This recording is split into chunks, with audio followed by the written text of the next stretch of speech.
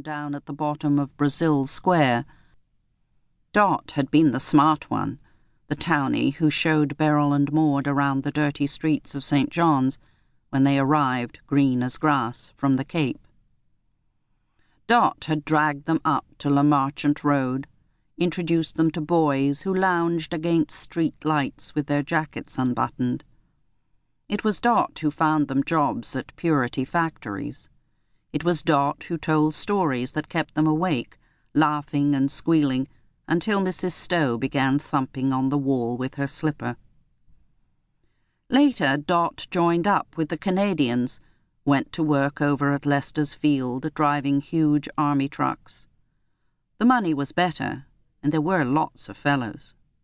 She tried to persuade Beryl and Maud to join her, but they stayed on at the factory.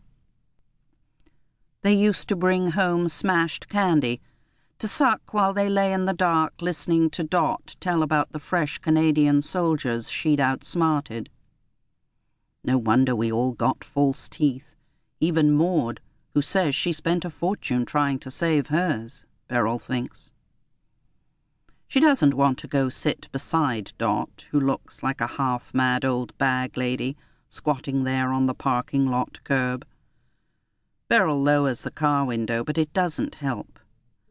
The air here has an un-air-like substance, like the yellow waxed gauze that used to cover cheese, as though it might press against her face, into her nose and mouth, and suffocate her. People crossing the parking lot are staring at Dot, but Dot doesn't see anyone. Her open eye seems fixed on the motionless cloud of smoke suspended just above her face.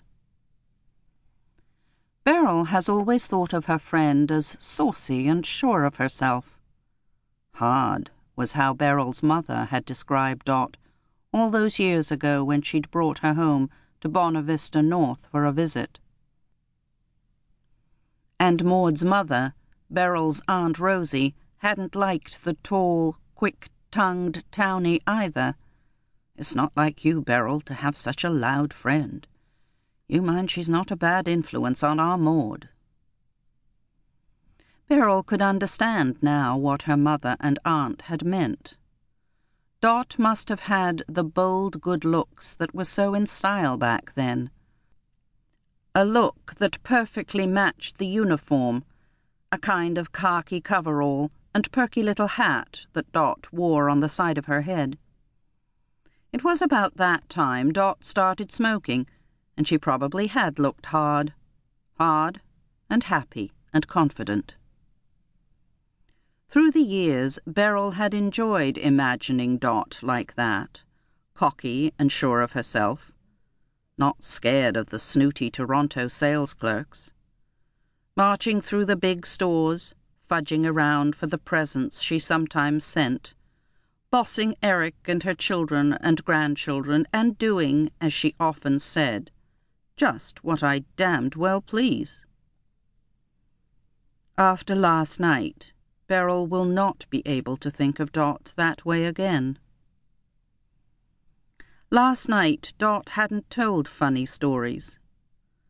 Suddenly, without easing into it at all, with her head still out the window, and her rear like some great overblown flower pointing towards Beryl, Dot said, "He beat me, you know.